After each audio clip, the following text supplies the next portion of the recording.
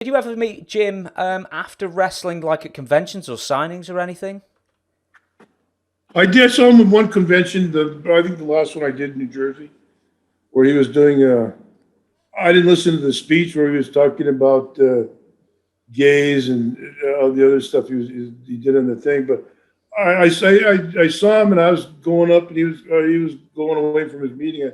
I said, "Hey, boy, what's up?" And he stopped and he spoke. He talked. We talked for a few minutes and back and forth. And I went and the guy James, who was running the that was running the autograph. Well, one of the guys was running the autographs at the convention there. He says, "Wow, he must like you." Yeah, he normally doesn't talk to people. I don't know. It's just he was courteous and spoke.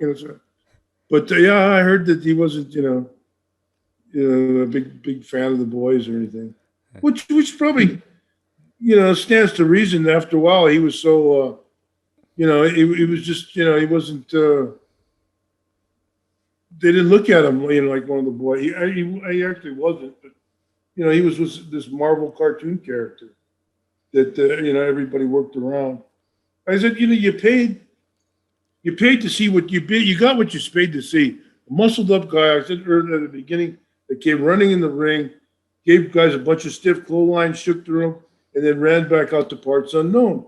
And if you thought anything else was going to happen out of that, you're badly mistaken, because that's what he was, and that's what you got. You had an entire card to back him up to get time, and you had Killer Bees and Bulldogs and Junkyards and Harley Race and Terry Funk and Don Muraco and all these guys to fill in time and to fill in wrestling, to fill in everything else. So what you got is the ultimate, this nut that came running back and forth, just exploding out of the gates like a wild bull, So if you're disappointed with what you saw and expected him to be, some Dory Funk Jr. or somebody like that, you're going to the wrong place. What you're buying the ticket for is the Ultimate Warrior. Warrior. Well, I tell you what, that got him into the Hall of Fame in, I think, 2014. I hope I'm not just making that year up in my head. I think it was 2014 anyway. But he insisted that Linda McMahon induct him. What do you remember of Linda McMahon when you were working there? What roles did she play? And did you see her that often? And how much did you see her and what roles did she have?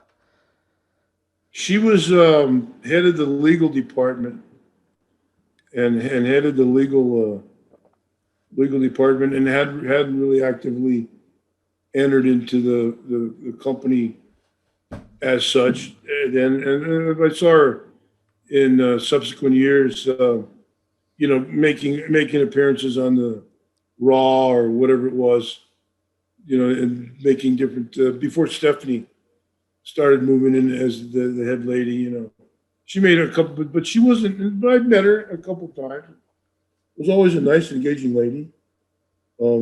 Didn't spit on you because you were working for her husband or anything. She got me out of a couple scrapes, a couple different places with fans and stuff that attacked me, and I protected myself, and I was in the wrong. So yeah, she's a good cat. Yeah. Did she pull your chestnuts out of the fire, so to speak? Because you told me once that I think it was in WWF, someone hit you and then you hit them back, and it ended up being a lawsuit out of it. Was she the one to deal with that? Yeah. She took care of those things. I'm sure she had a lot more serious things to do on her plate, but one of the things, I only had a couple. One or two, maybe three run-ins that amounted to anything at all. They were really nothing, but they just mountain out of a molehill.